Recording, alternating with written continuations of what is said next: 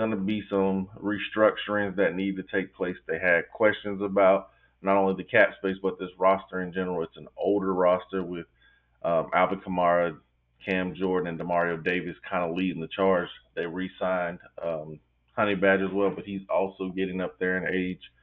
Derek Carr has been a question. Not sure what they're going to do. It looks like he'll get this season, unless maybe Shador Sanders slides to him in the draft, or they go Jackson Dart or something like that. But this team did not have a lot of wiggle room. Somehow they're still managing to sign players, and the biggest concern for me about the Saints was not nobody wanting the job. Not sure if it was the cap situation or what. Not sure if they think you're going to be one and done, because you're not going to be able to truly build this roster, especially this year. And Kellen Moore's coming over from the Philadelphia Eagles. He just won a Super Bowl. It's a cap strap team. He's wanting to try to get in the groove of everything that he can as a head coach. They did trade away Marshawn Lattimore last season at the trade deadline.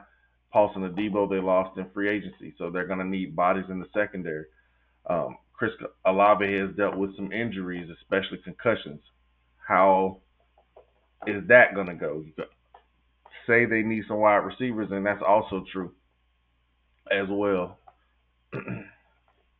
But their main moves that the Saints made, they re-signed Chase Young, they brought back Jawan Jennings, they traded for defensive lineman Devon Gacho and signed Justin Reed and brought back Brandon Cooks, who was with the Saints before.